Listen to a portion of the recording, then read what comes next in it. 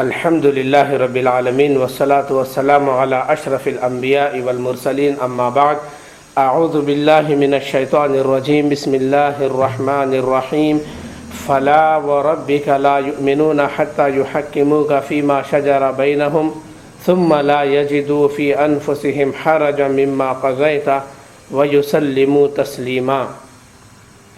محترم حاضرین، ہر قسم کی تعریف اللہ کے لیے ہے جو کائنات کا خالق و مالک ہے۔ عبادتیں اسی کے لیے ہم بجا لاتے ہیں۔ سب سے سچی بات اللہ کی بات قرآن مجید ہے، اور سب سے بہتر راستہ محمد رسول اللہ صلی اللہ علیہ وسلم کا راستہ ہے۔ دین میں نئی چیز بدعت ہے، بدعت گمراہی ہے، اور گمراہی دوزخ ہے۔ محترم حاضرین، جیسا کہ معلوم ہے کہ آج کا ہمارا درس جو گزشتہ ہفتہ جنتی اعمال سے متعلق تھا، اسی کے دوسرے حصے کو آج ہم کہیں گے اور سنیں گے کہ وہ کون سے اعمال ہیں جو آدمی کو جنت میں پہنچانے والے ہیں۔ اور رسول اللہ صلی اللہ علیہ وسلم نے فرمایا کہ آدمی کی اصل کامیابی جو ہے وہ جنت میں داخلہ ہے۔ کہ آدمی اگر جنت میں داخل نہ ہو اور آدمی یہ کہے کہ میں کامیابیوں پر ہوں، یہ اس کا کہنا بالکل خلاف ہے اور بالکل غلط ہے، صحیح نہیں ہے۔ کہ اصل کامیابی آخرت کی کامیابی ہے، جنت کی کامیابی ہے، اور اسی کامیابی کو کتاب و سنت کے اندر فلاح کہا گیا۔ فلاح، اللہ رب العالمین نے فرمایا الف لام میم ذالک الکتاب لا ریب فیہ ھدی للمتقین الذین یؤمنون بالغیب ویقیمون الصلاة ومما رزقناہم ینفقون والذین یؤمنون بما انزل الیک وما انزل من قبلک وبالآخرۃ ہم یوقنون اولئک علی ھدی من ربہم واولئک هم المفلحون۔ کہ وہ لوگ الذین یؤمنون بالغیب، جو غیب پہ ایمان لاتے ہیں، نماز قائم کرتے ہیں، اللہ نے جو کچھ ان کو دیا ہے اس میں سے وہ خرچ کرتے ہیں۔ اے نبی محمد صلی اللہ علیہ وسلم، آپ پر جو چیزیں نازل کی گئی ہیں اس کے اوپر ایمان لاتے ہیں، اور آپ سے پہلے جو انبیاء پر جو کتابیں آئی ہیں اس پر وہ ایمان لاتے ہیں، اور یوم آخرت پر ان کا ایمان ہے۔ اولئک علی ھدی من ربہم، یہی لوگ اپنے رب کی ہدایت پر ہیں۔ واولئک هم المفلحون، اور یہی لوگ کامیاب ہیں۔ یہ فلاح کون سی کامیابی ہے؟ مفلحون کامیاب ہیں، یعنی فلاح پانے والے ہیں، فلاح پانے والے، کامیابی حاصل کرنے والے ہیں۔ اب ذرا بتائیے کہ یہاں پہ جو کامیابی کا ذکر ہے وہ آخرت کی کامیابی، وہ جنت کی کامیابی ہے، وہ اس واسطے کہ اس دنیا کے اندر آدمی کامیاب ہو ہی نہیں سکتا، پوری راحتیں اس کے حق میں آ نہیں سکتی، اس واسطے کہ یہ دنیا جو دار الاسباب اور دار العمل ہے، یہ دنیا کو آپ دیکھیں گے تو کوئی بھی آدمی یہاں پر مکمل کامیاب نہیں ہے۔ مثال کے طور پر ایک آدمی صحت سے پریشان تھا، مریض تھا، اللہ نے اس کو شفا دیا۔ ایک طرف شفا کا دروازہ کھلا، ایک طرف روزی کا دروازہ بند ہوا، اور وہاں پہ روزی کا دروازہ کھلا، پڑوس سے ایک پریشانی کھڑی ہوئی، پڑوس سے پریشانی دور ہوئی، دکان کی ایک پریشانی شروع ہوئی۔ یہاں پہ آدمی کو راحت نہیں ہے۔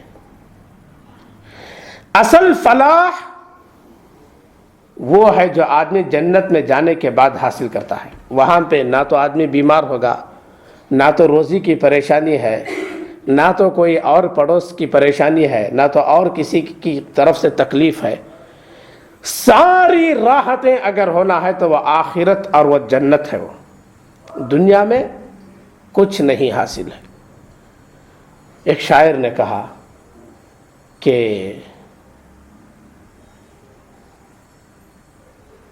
ایک شاعر یہ کہتا ہے، ہزاروں خواہشیں ایسی کہ ہر خواہش پہ دم نکلے، بہت زیادہ میرے ارماں نکلے پھر بھی کم نکلے۔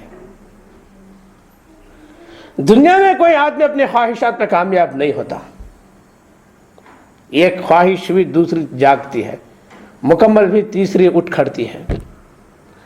یہ تمام چیزیں جنت کے اندر ہیں، اسی کو فلاح کہتے ہیں۔ فلاح، مؤذن پکارتے ہیں حی علی الفلاح، کامیابی کی طرف آؤ۔ اس سے پہلے حی علی الصلاح، نماز کی طرف آؤ۔ اس کے بعد حی علی الفلاح، کامیابی کی طرف۔ کون سی کامیابی؟ تم نماز کو آؤ، یہ نماز تم کو جنت میں پہنچانے والا عمل ہے۔ حی علی الصلاح، نماز کے لیے آؤ۔ حی علی الفلاح، کامیابی کی طرف آؤ۔ یہ نماز کی طرف آئیں گے تو یہ نماز تم کو جنت میں پہنچائے گی، یہ فلاح کی طرف تمہیں لے جائے گی۔ یہ اذان کا فلسفہ ہے۔ تو جنت کی کامیابی، دخول جنت اصل وہی کامیابی ہے۔ ایک حدیث سن لیں، جنت میں جانے والے اعمال کے مطابق ہم احادیث سنا رہے تھے، اس میں سے ایک حدیث بخاری کی ہے کہ عن عبادۃ بن الصامت رضی اللہ عنہ قال قال رسول اللہ صلی اللہ علیہ وسلم من شہد اللہ الہ الا اللہ وحدہ لا شریک لہ وان محمدا عبدہ ورسولہ وان عیسیٰ عبد اللہ ورسولہ وَكَلِمَتُهُ أَلْقَاهَا إِلَى مَرْيَمَ وَرُوحٌ مِّنْهُ وَالْجَنَّةُ حَقٌّ وَالنَّارُ حَقٌّ أَدْخَلَهُ اللَّهُ الْجَنَّةَ عَلَى مَا كَانَ مِنَ الْعَمَلِ، رواہ البخاری فی کتاب الانبیاء۔ یہ روایت بخاری کتاب الانبیاء کی ہے کہ جنت میں جانے کے اعمال میں سے ایک عمل کا تذکرہ اس حدیث کے اندر ہوا ہے کہ رسول اللہ صلی اللہ علیہ وسلم نے فرمایا، جو اس بات کی گواہی دے، من شہیدہ، جو اس بات کی گواہی دے کہ اللہ الہ الا اللہ، اللہ کے علاوہ کوئی معبود نہیں، اور محمد رسول اللہ صلی اللہ علیہ وسلم اللہ کے بندے اور اس کے رسول ہیں، اور اس بات کی بھی گواہی دے کہ عیسیٰ علیہ السلام اللہ کے بندے اور اس کے رسول ہیں، اور اللہ کا کلمہ ہے جو اللہ نے القا کیا مریم کے طرف، وہ روح منہ، اور اس کی روح سے، والجنت حق والنار حق، جنت حق ہے اور دوزخ برحق ہے۔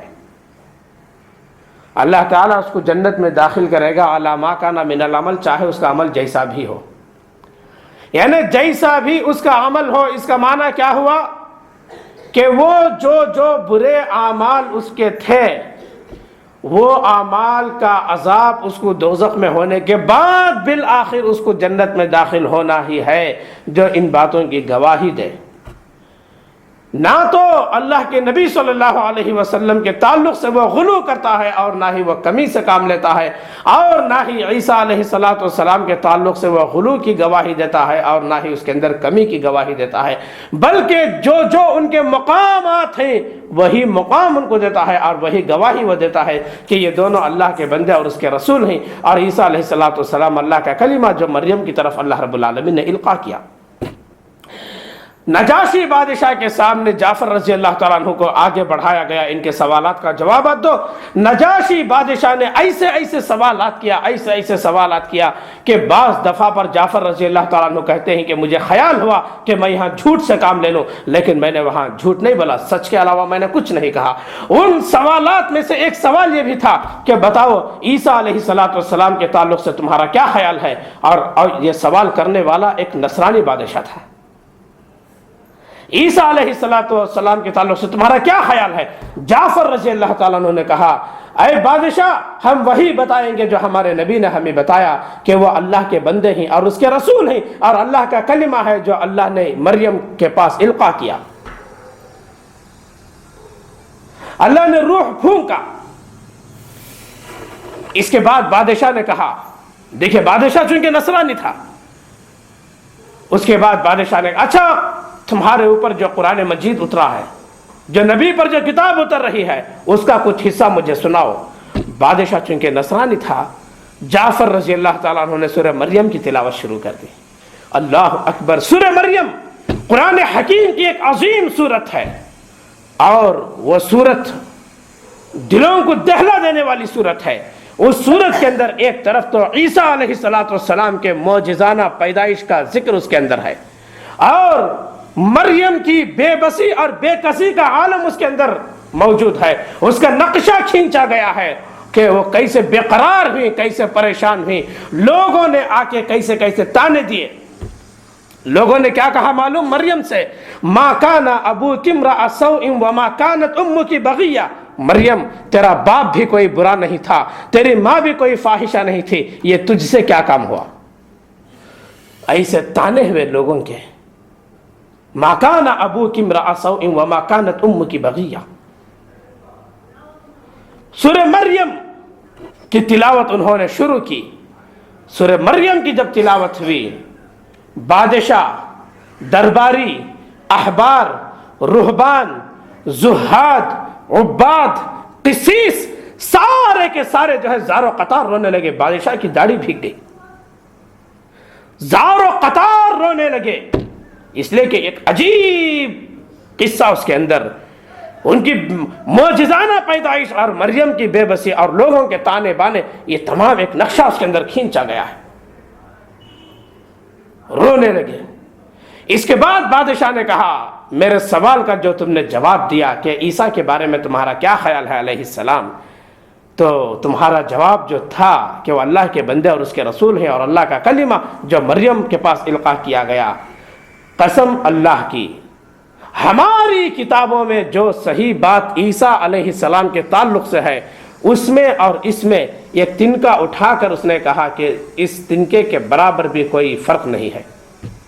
گویا یہ دو باتیں ایسی ہیں کہ ایک روشن دان سے نکلنے والی دو کرنیں ہیں اصل میں.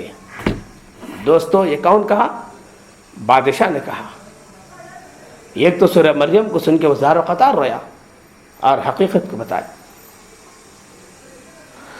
تو معلوم یہ ہوا کہ عیسیٰ علیہ السلام اور اللہ کے نبی صلی اللہ علیہ وسلم اور تمام انبیاء کے تعلق سے ہمارا وہی عقیدہ ہو جو عقیدہ رسول اللہ صلی اللہ علیہ وسلم نے پیش کیا اور اللہ رب العالمین نے پیش کیا, اسی کی بنیاد پر آدمی جنت میں داخل ہو سکتا ہے.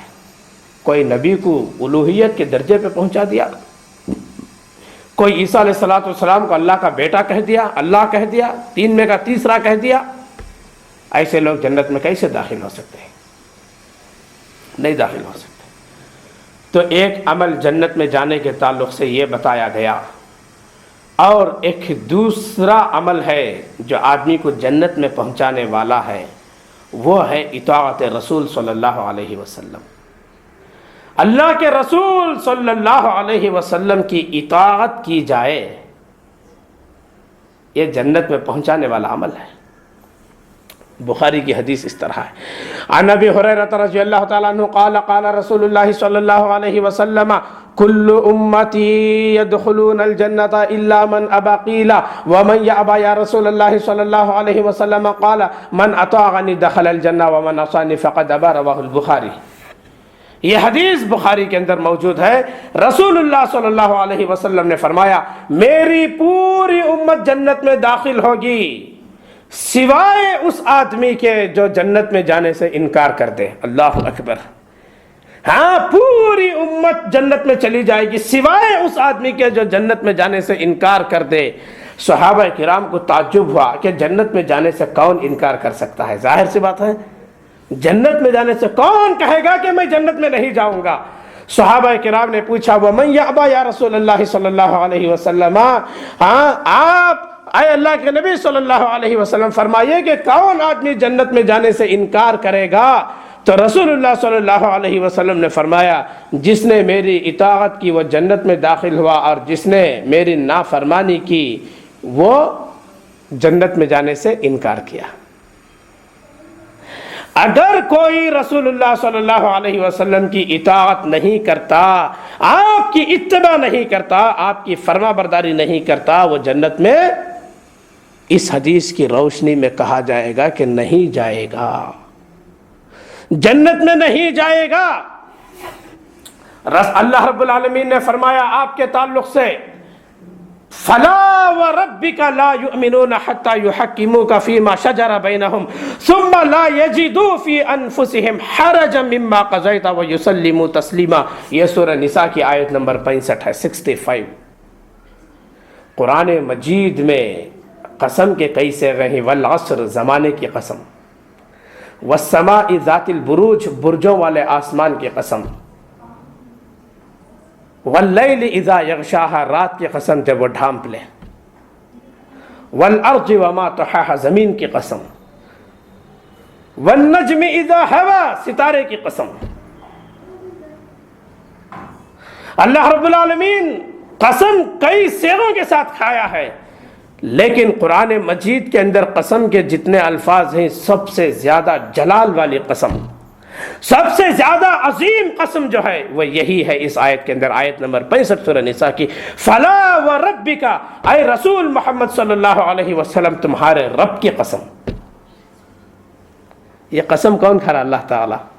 فلا وربک، تمہارے رب کی قسم، لا یؤمنون، یہ لوگ مومن نہیں ہو سکتے، حتی یحکموک فیما شجر بینہم، یہاں تک کہ اپنے آپسی معاملات میں آپ کے فیصلے پر رضامند نہ ہو جائیں، آپ کو فیصل نہ بنا لیں، ثم لا یجدوا فی انفسہم حرجا مما قضیت، اور آپ کو فیصل اور جج بنانے کے بعد آپ جو فیصلہ کریں اس فیصلے پر اگر یہ راضی نہ ہو جائیں، اگر یہ فلا لا یؤمنون حتی یحکموک فیما شجر بینہم ثم لا یجدوا فی انفسہم، پھر اپنے دلوں میں آپ کے کیے ہوئے فیصلوں کے فیصلے کے تعلق سے کوئی حرج محسوس نہ کریں، اور وَيُسَلِّمُوا تَسْلِيمًا، اور آپ کے فیصلے کو مان نہ لیں، تب تک یہ مومن نہیں ہو سکتے۔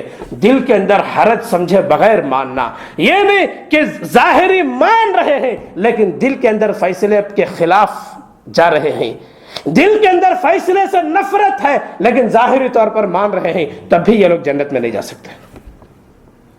لڑائی پیدا ہوئی کہ تراویح کی رکعت 8 رکعت یا 20 رکعت، فیصلہ ہوا رسول اللہ صلی اللہ علیہ وسلم کی احادیث کی روشنی میں واضح ہو رہا ہے 8 رکعت، لیکن نہ ماننا اسے، ہم نہیں مانتے۔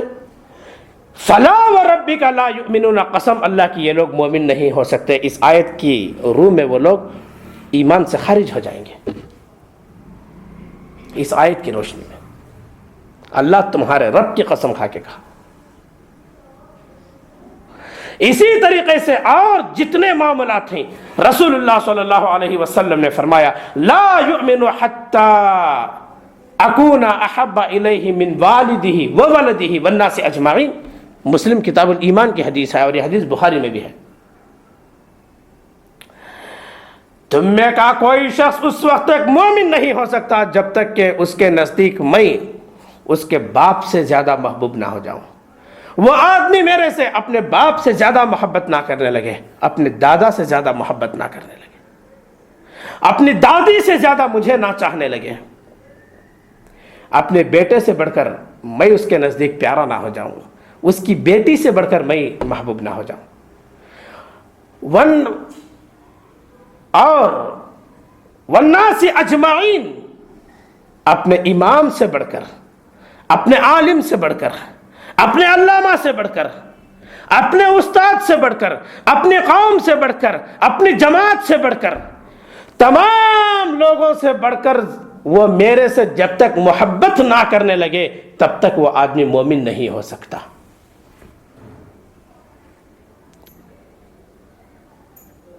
8 رکعت کا ثبوت رسول اللہ صلی اللہ علیہ وسلم سے واضح ہو رہا ہے، 20 رکعت کا ثبوت کسی امام سے واضح ہو رہا ہے۔ اب سوال یہ ہے کہ اس کی محبت کس سے زیادہ ہے؟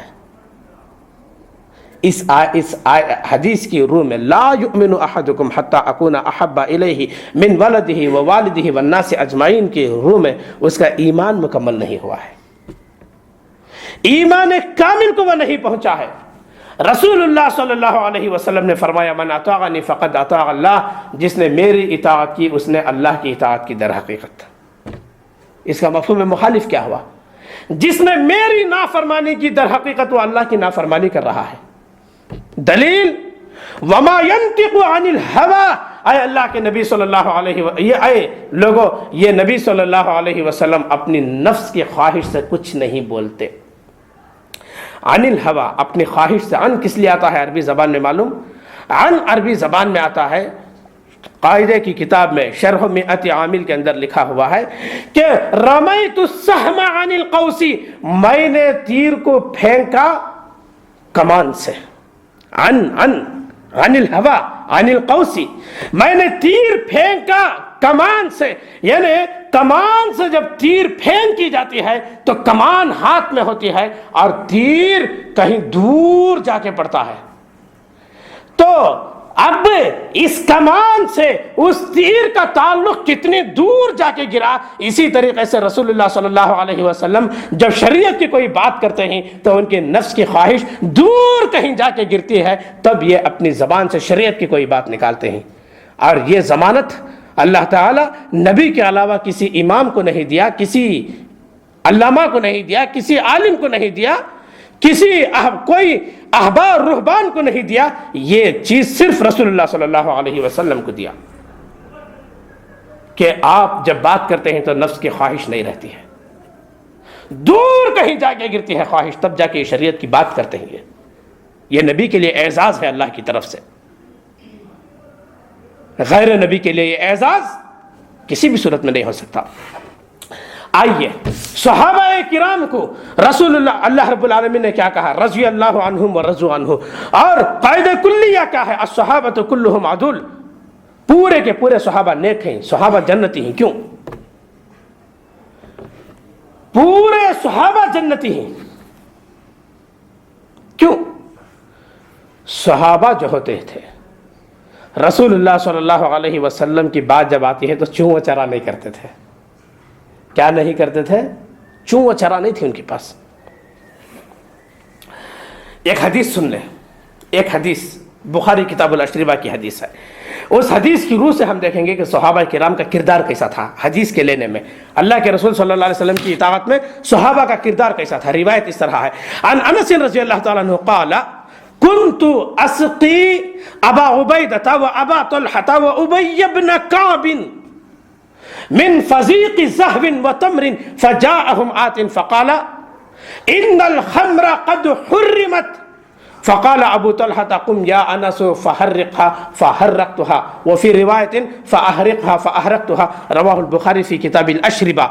دیکھیے ایک مثال، رسول اللہ حضرت انس رضی اللہ تعالیٰ عنہ فرماتے ہیں میں ایک مرتبہ صحابہ کو بٹھا کر شراب پلا رہا تھا، مجلس شراب منعقد تھی اور اس کے اندر میں شراب کسے کسے پلا، کنت اسقی، میں شراب پلا رہا تھا کسے کسے،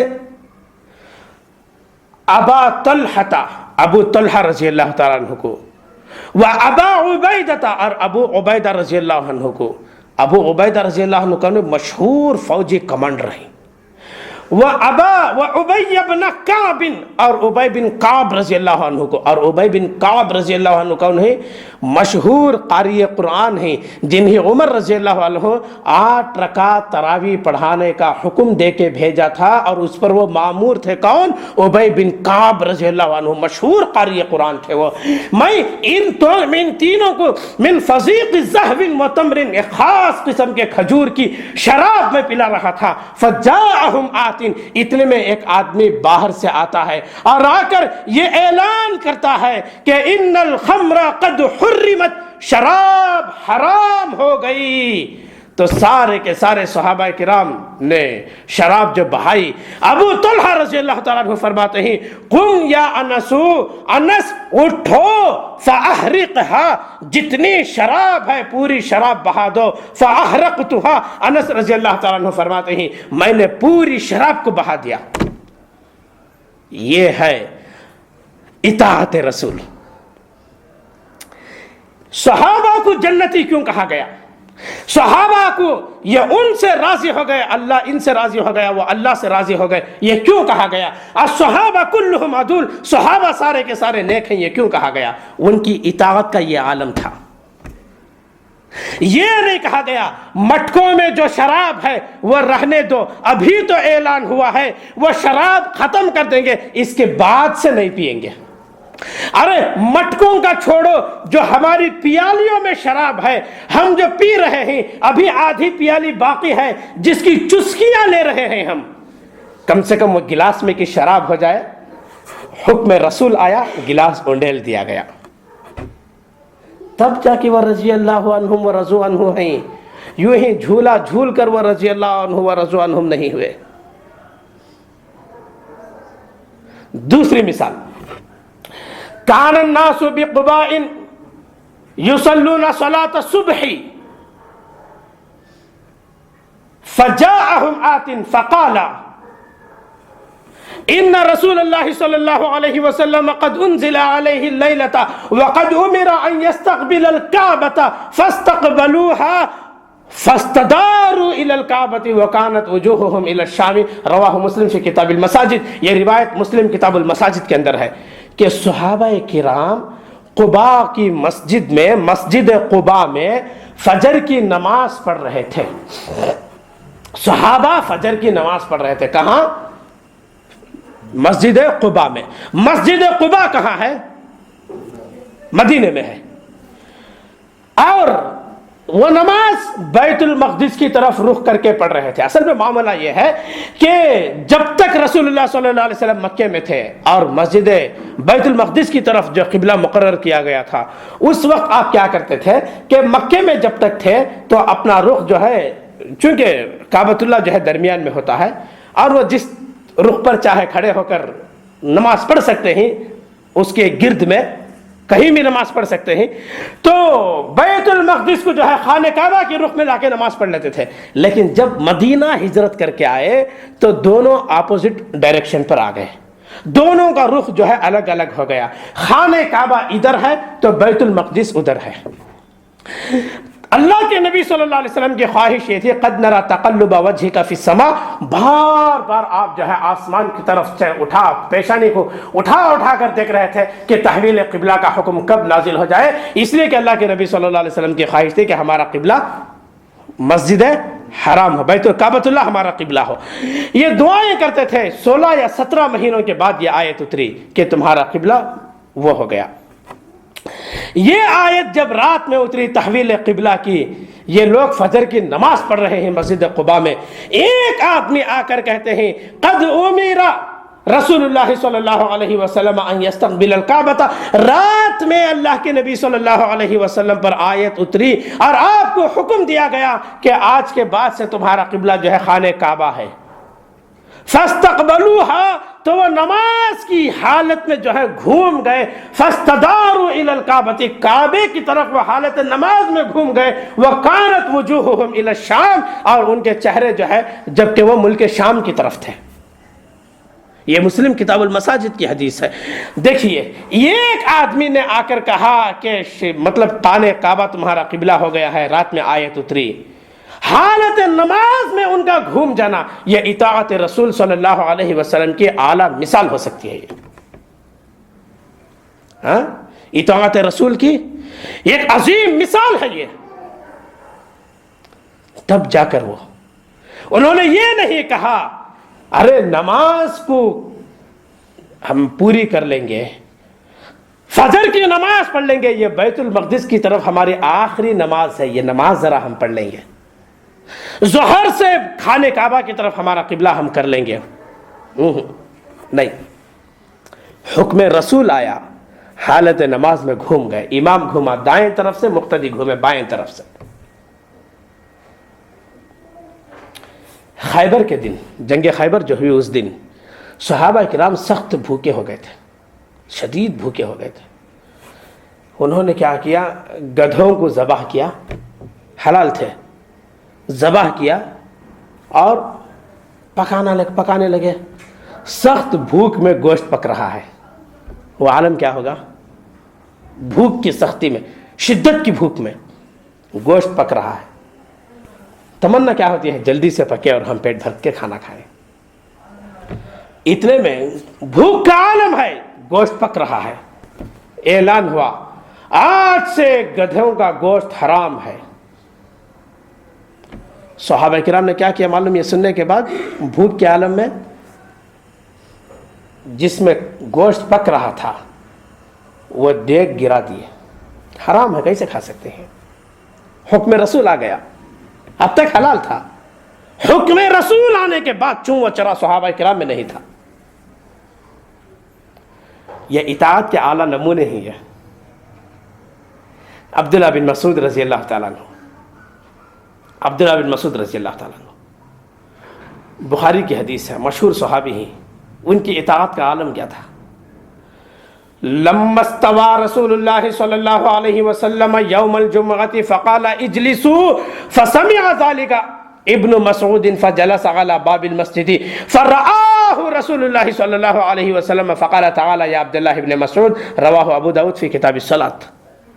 یہ حدیث ابو داود کتاب الصلاۃ کے اندر ہے۔ رسول اللہ صلی اللہ علیہ وسلم ممبر پہ تشریف لے گئے جمعہ کے دن، جمعہ کے دن ممبر پہ تشریف لے گئے اور آپ نے کہا اجلسو، بیٹھ جاؤ۔ فجلسا فسمع ابن مسعود، عبداللہ بن مسعود رضی اللہ تعالیٰ عنہ نے اس کو سنا، فجلس علی باب المسجد، مسجد کے دروازے میں ہی وہ بیٹھ گئے، مسجد کے دروازے میں بیٹھ گئے۔ فرآہ رسول اللہ صلی اللہ علیہ وسلم، ان کو رسول اللہ صلی اللہ علیہ وسلم نے دیکھا۔ تعال یا عبداللہ ابن مسعود، عبداللہ بن مسعود آپ دروازے پہ کیوں بیٹھے ہیں، آ جاؤ،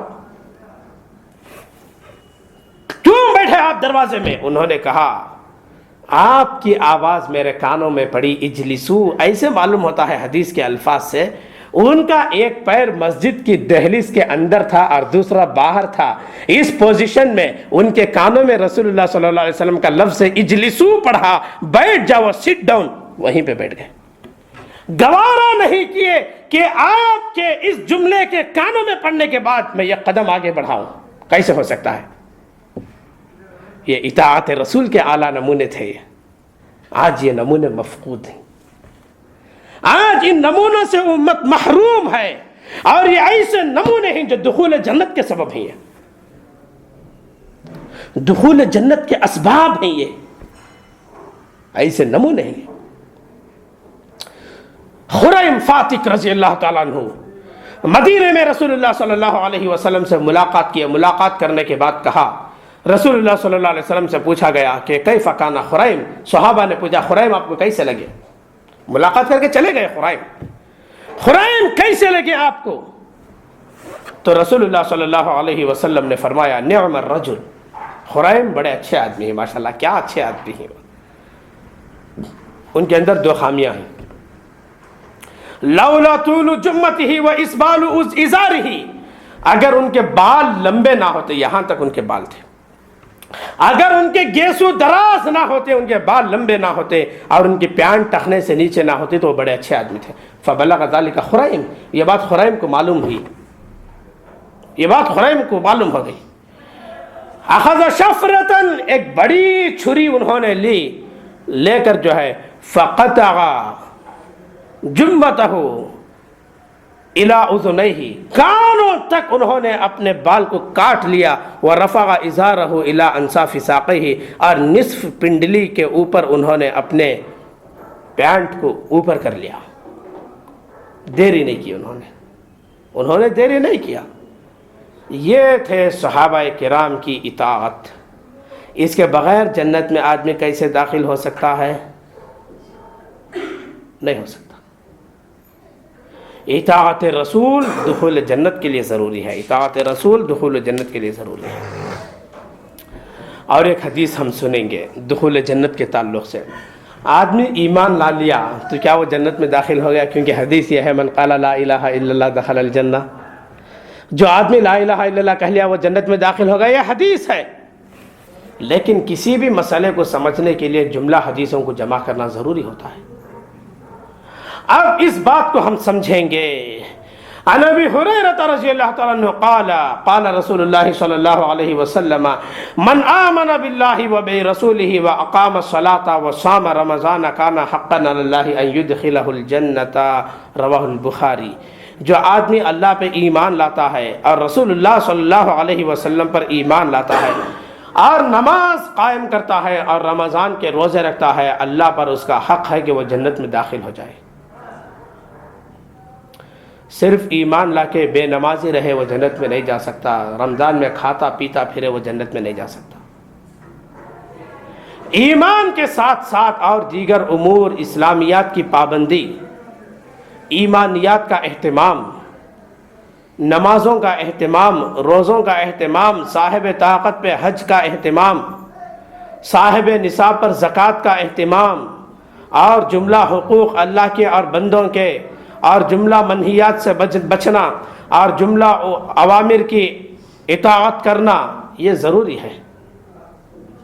بے نمازی جنت میں نہیں جا سکتا۔ بے نمازی کا شمار کن لوگوں کے ساتھ ہوگا؟ فرعون، قارون، حامان، شداد، امیہ بن خلف، ایسے لوگوں کے ساتھ اللہ تعالیٰ بے نمازیوں کا حشر کرے گا۔ رمضان میں کھاتے پیتے پھرنا، بے روزہ سے رہنا بہت بڑا جرم ہے، اس کے بغیر آدمی جنت میں نہیں داخل ہو سکتا۔ تو اللہ پر حق ہے کہ وہ جنت میں اس کو داخل کرے۔ تو آج کے درس میں ہم نے 3 باتوں کو سنا، ایک نبیوں پر ایمان، اور دوسرے رسول کی اطاعت، اور تیسرے ایمان، محض ایمان سے آدمی جنت میں نہیں داخل سکتا جب تک عمل صالح اس کے پاس نہ ہو، نمازوں کی پابندی نہ ہو، روزوں کی پابندی نہ ہو۔ اللہ سے دعا ہے اللہ تعالی ہمیں ان باتوں پر عمل کی توفیق بخشے۔ السلام علیکم۔